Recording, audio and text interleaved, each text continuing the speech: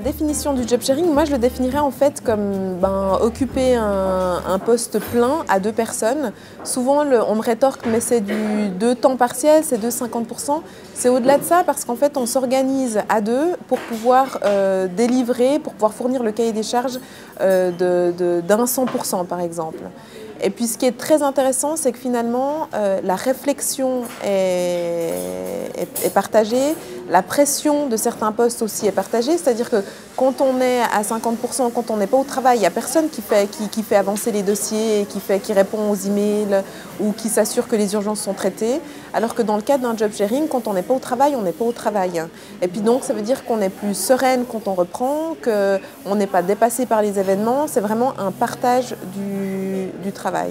Donc partage de la pression, partage des réflexions et puis surtout de la créativité en plus dans un poste. Parce qu'on peut, sur des gros dossiers, on peut justement réfléchir à 2, on peut échanger nos réflexions sur ce qu'on est en train de traiter et sur les gros projets qu'on est en train de faire avancer. Partage de la responsabilité aussi, effectivement, on est solidaire sur les bonnes choses et sur les mauvaises choses qui peuvent se passer. Et ça aussi, ça permet d'être plus sereine en fait au travail.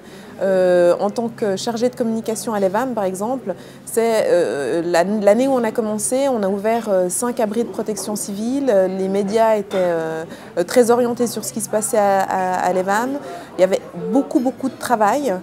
Donc c'est vrai qu'heureusement qu'on était deux. Moi, j'aurais pas pu prendre ce poste seul sans, je pense, terminer en burn-out. Et je pense que c'est la même chose pour ma collègue. Donc pour ça, c'était une bonne chose. Après, concrètement, dans les travaux quotidiens, on se partage les tâches. C'est-à-dire que la personne qui est en poste répond aux emails, trie les emails si besoin, répond au téléphone, etc. Par contre, il y a des gros projets qui sont sur le long terme qu'on se partage. C'est-à-dire que, par exemple, là, on a travaillé sur la refonte de l'intranet. C'était plus moi qui avait le lead sur ce projet et qui était responsable de ce projet, même si Evie était au courant de ce qui se passait. Et puis, par exemple, pour le rapport d'activité, qui est aussi un gros projet, c'était plus Evie qui menait ce projet, même si j'étais au courant de ce qui se passait. Mais c'est vrai c'est plutôt Evie qui était la personne de contact, la personne responsable, quand on avait des questions sur ce projet-là. Donc les gros projets partagés et puis les choses sur le court terme, on est interchangeables. C'est vrai que alors l'envie était là au départ de travailler à 2. Il faut évidemment des personnalités qui soient adéquates, qui peuvent travailler ensemble. Mais ensuite, c'est vrai que d'être accompagné au départ du job sharing pour poser les bases de la communication, de la collaboration, de comment est-ce que ça se passe entre nous en cas de conflit, comment est-ce que ça se passe s'il y a besoin d'ajustement. C'est vrai que de pouvoir être accompagné par des personnes qui sont spécialisées dans le job sharing, c'est un plus.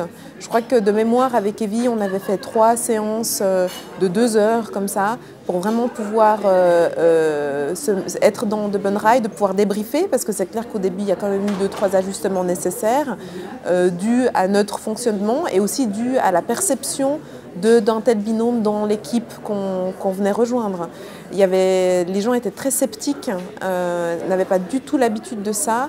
Et c'est vrai que nous, il a fallu qu'on s'ajuste aussi sur comment gérer le scepticisme de nos collègues et comment mettre en avant en fait, le côté positif de ce qu'on amenait avec cette nouvelle forme de travail.